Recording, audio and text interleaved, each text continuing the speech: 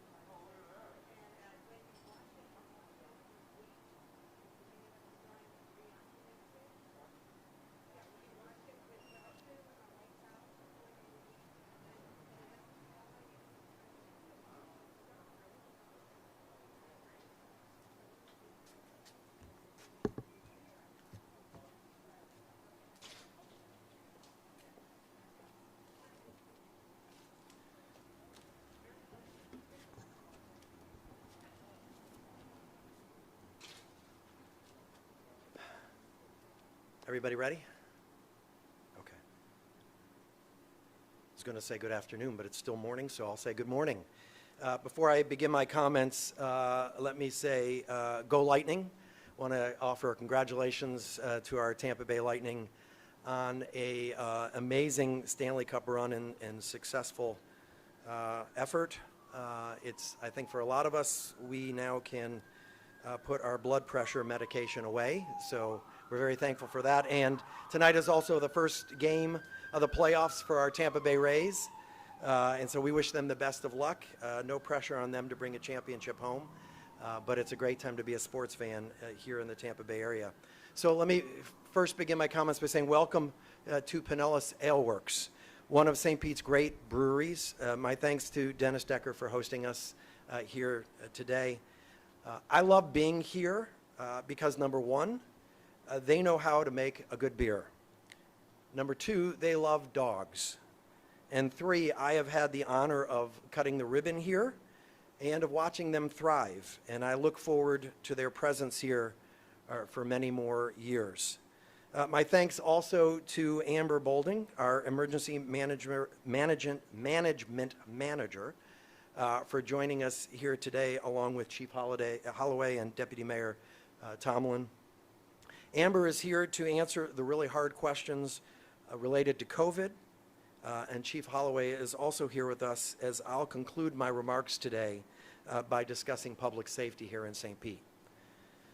Now, as I'm sure you know, bars and breweries are now open in St. Pete and throughout the county and state, and as of last Friday, can now operate at up to 100% occupancy. And with our rate in Pinellas about as low as it can get, I don't necessarily have a concern with allowing greater occupancy, so long as tables are spaced out, people are seated, and are wearing a mask when not dining or consuming beverages, as recommended by public health officials and as required by our county's ordinance. I do worry about places in Florida that have not yet brought their positivity rate down. It feels like the governor is really forcing the issue and trying to paint a picture that everything is going well throughout the state, and that's simply not the case. But overall, I'm happy for our restaurateurs and our bar and brewery owners, and I'm confident that the vast majority of them will put public health first. I think they realize that responsibility is the key to their business remaining open and our economy moving forward without further interruption. And I certainly encourage each individual business owner to really think about what their comfort level is as it relates to occupancy. Now, Dennis here has the luxury of this beautiful courtyard, and people can really enjoy themselves in an outdoor setting, especially with the weather cooling down a bit, which it's supposed to do this week, we hope. But I also want to circle back to wearing a mask. So first, let's be clear about this. Any business in St. Pete has the right to refuse entry or service to someone not wearing a mask, the same way they would if someone was not wearing a shirt or shoes. It is their business, and they can set their own rules. But, and this is really important, the face covering requirement adopted by Pinellas County in June remains in place here in St. Pete and throughout the county. In addition to the county's face covering requirement, the city established a requirement that all businesses that are open to the public must have a COVID mitigation plan based on CDC or OSHA guidelines. Now, later today, I will issue a new order to amend that local requirement to promote our continued efforts to restart St. Pete. First of all, the new order emphasizes that a mitigation plan must reflect applicable provisions of the county ordinance, including those that require operators, employees, and patrons of a business to wear a face covering. Also, as of October 5th, a business that hosts private functions will be required to incorporate CDC guidance on events and gatherings into its plan. The new order also promotes public awareness by requiring the plan be posted online if the business has an online presence. It also requires a conspicuous notice to be placed at the entrance to the business to inform patrons that the mitigation plan is available upon request. We want people to feel comfortable going into a business and that they know what the plan is. But also that a face covering must be worn in accordance with applicable law. And finally, the new requirements clarify that businesses will be required to take reasonable efforts to achieve compliance with the plan by patrons, including those at private functions held within that business. Failure to comply with the mitigation plan requirements could result in a municipal ordinance violation. So let's now talk about where we stand, what our most recent data looks like, and then I'll share with you some announcements related to city business and city events. First, as of this morning, our 2-week rolling average of positivity in Pinellas County is just over 3%. This is the lowest percent positivity of all of Florida's 10 most populated counties. And I mentioned this before, but it's worth highlighting. Staying under 5% is really what's key for us. Our quality of life, our way of life, our economy can all coexist with the virus and the burden the virus places on our hospitals if we stay under 5%. It's because our 2-week rolling average has remained under 5% for 5 weeks now, even with schools reopening, that we are in a position of being able to evaluate and relax some of our restrictions, which I'm going to talk about in a moment. So here's some additional data. Nearly 22,000 people have tested positive for COVID-19 in Pinellas County. 744 people have lost their lives. 70% of deaths here in Pinellas can be attributed to long-term care facilities.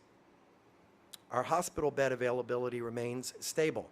There are over 1,000 beds available in Pinellas County and 80 ICU beds. Now, as it relates to city operations and events here in St. Pete, beginning Monday, October 5th, city operations will largely return to normal, with the majority of city facilities reopening to the public, subject to requirements relating to face covering, social distancing, and other measures that are recommended by the CDC. Libraries will be open. Recreation centers will open. Offices that were open to the public before COVID will once again be open to our municipal service center downtown. Telecommuting for some office-based employees will continue through the end of 2020 without impacts to the level of service our citizens expect. And we will also begin to issue permits for events and allowing the use of city facilities, both indoors and outdoors, that are occurring after October 5th.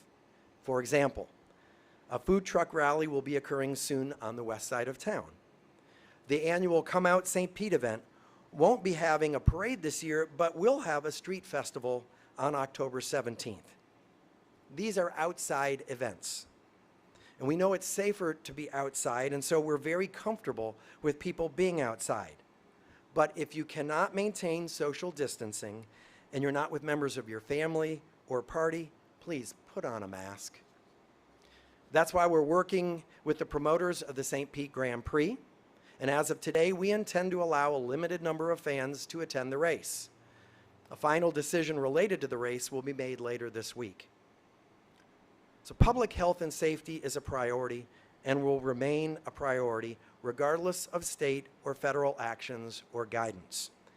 And if we see our rolling 2-week average tick up to 5% or higher again, we will reevaluate and likely have to revert to tighter restrictions.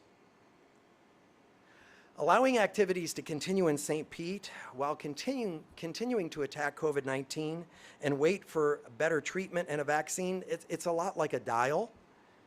You dial it back, you dial it forward. It really depends on what the data is telling us. But the alternative is screeching our county and our economy to a halt, and to us that is not a good alternative. And finally, as it relates to COVID, I want to reiterate something that I've said since March. This is new for us. I may have gray hair, but that doesn't mean I was around the last time our county and our country dealt with a pandemic. We are learning as we go. We're writing this playbook as we go. But based on all that I've learned on the healthcare and medical experts that I have consulted, I believe there are some fundamental things that must continue in order to keep our community safe and healthy, such as masks and social distancing where applicable. We don't have all the answers or know every next move, and so I appreciate our community's patience and their participation in helping to make us safer. Okay, so now I want to close with a few words about protests that have occurred in St. Pete, specifically since last Wednesday. One, and this is in no means meant to minimize or downplay what has occurred here over the past several days. But I am glad that St. Pete has not had to endure the kinds of violence and vandalism that we have seen elsewhere. Despite the rhetoric, we haven't had mobs or riots, and we have our entire community to thank for that. We have our police to thank for that. This is a safe city, and we're going to keep it that way.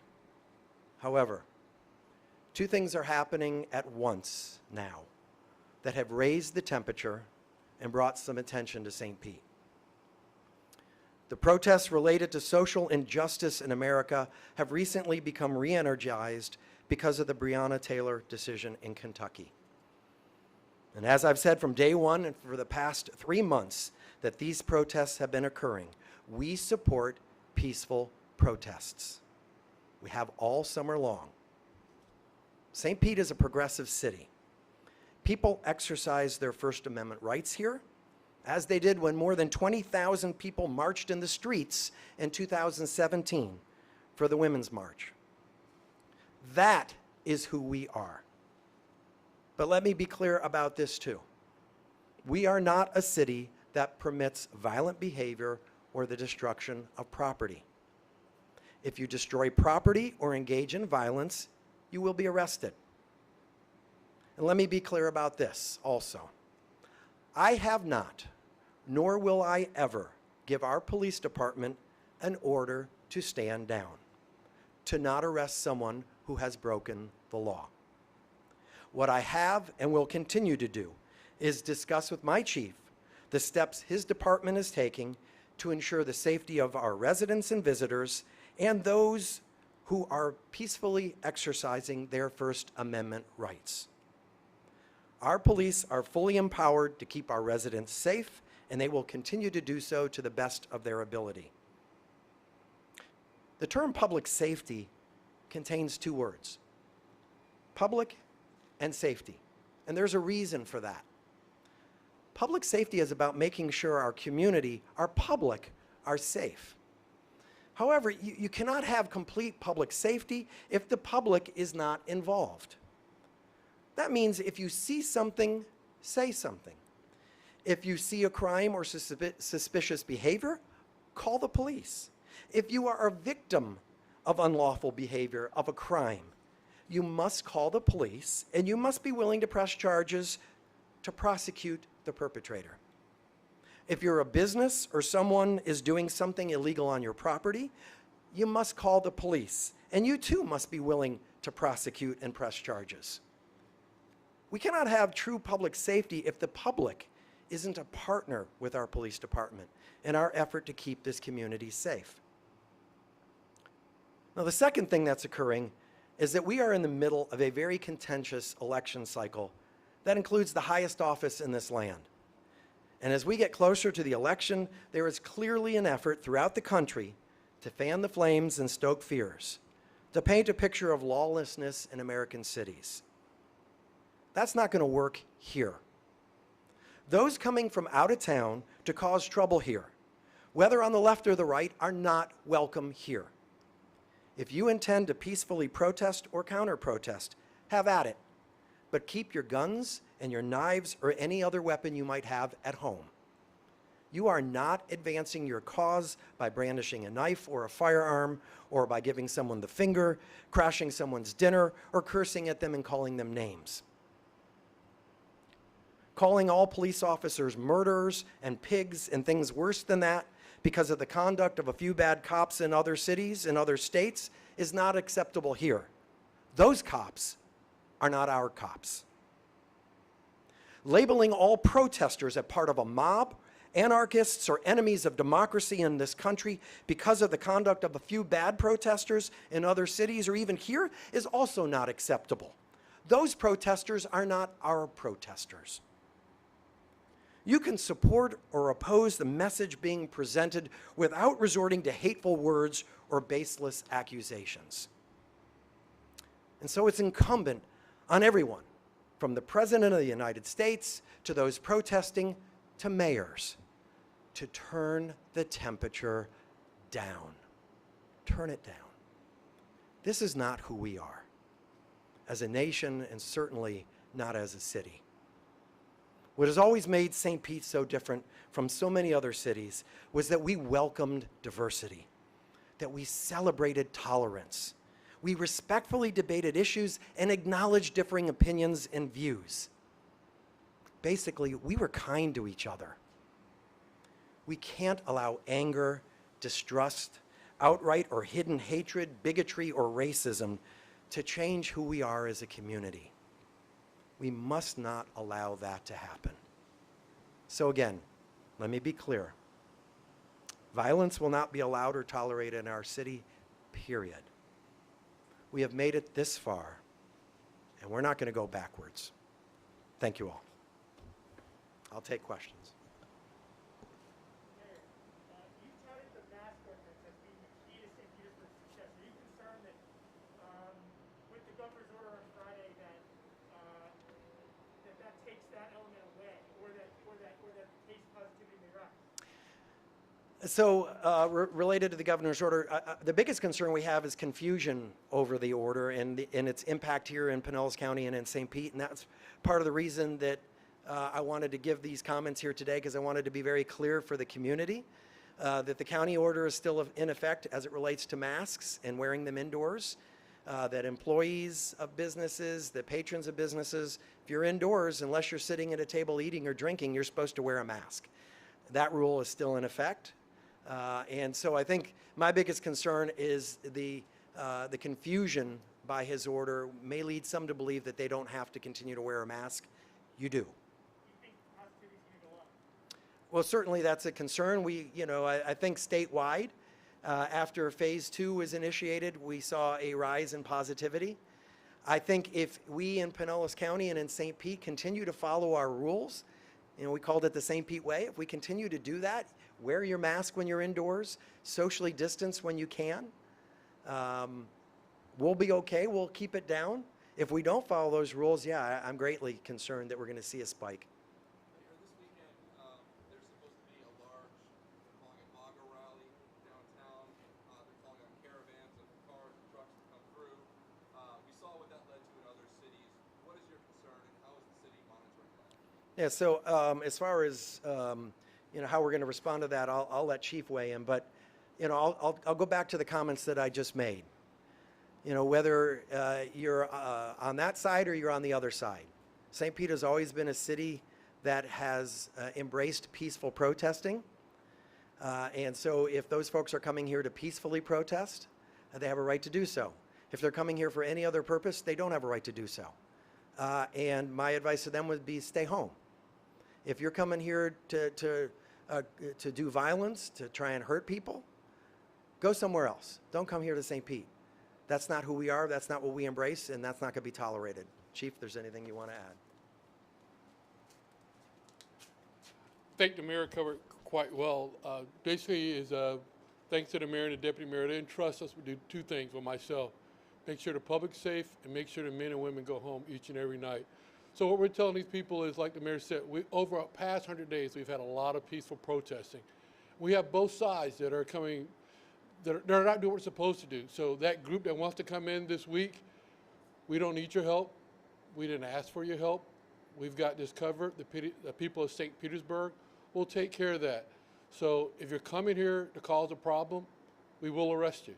If you're coming here to peaceful protest, then you have every right to peaceful protest. Is there any development on the gun issue from over the weekend? Investigation, or where's that? Sure, I'm glad so you brought that up. So right now we're looking for 3 subjects, and we're looking for the 2 subjects, and you'll get that later on today. Yolanda Fernandez will release that information. We're looking for the 2 subjects that pulled a knife, and we're trying to identify the subject that pulled the gun. So we're looking for 3 people. That's going to be on our Facebook page, and you'll see that. You'll see where 2 subjects pulled a knife, and then you'll see where the 3rd subject pulled a gun. We want all 3 identified because we don't want that in our city, and we're not going to tolerate that type of behavior in our city. Are they facing charges, or is it just you want to talk to them? Again, we got to get all the evidence together, and from that point, we'll decide on if we're going to refer any charges to the state attorney's office. But we've got to hear from both sides. If there's other witnesses that are out there, please contact us because we want to get the story down. We want to make sure we solve this so it doesn't happen again in our city.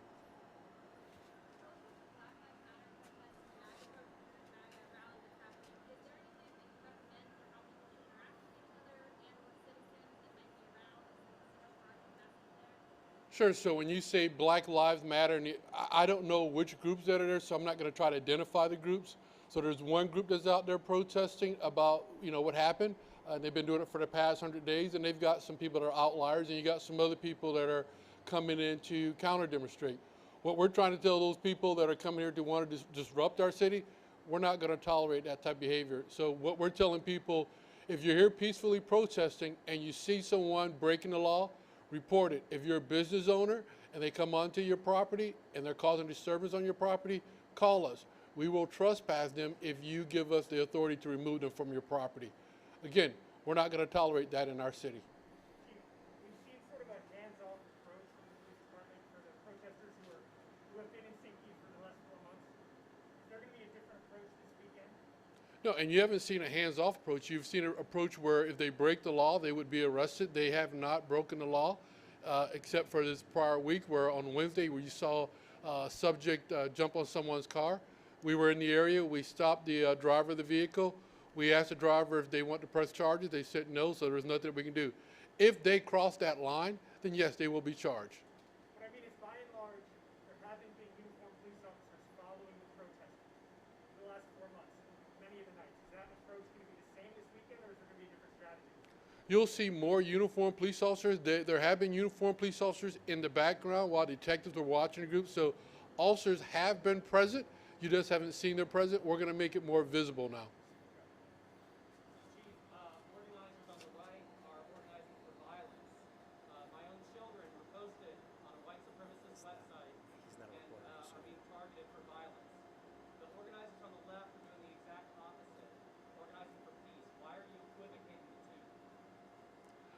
again, you and I have had that conversation, and again, any other questions from the press?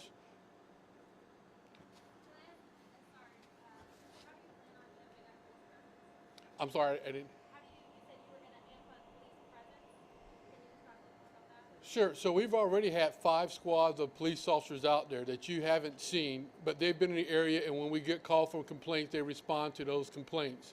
So they're there, and again, as people call, we will respond to those. So it's still based on a complaint system, like somebody needs to call police to complain about trespassing or something that's what. Well, there's 2 ways. The detectives that are out there are monitoring the incident. If they see a crime, then they're going to stop the person and they're going to call them for uniform. If a person that owns a property or a victim where they're anti or counter protesting, if they call in and they want to file a complaint, we'll be more than happy to handle those complaints. As of today, as of that incident that happened Saturday night, no one has come to the police department to file a complaint on either side about what happened.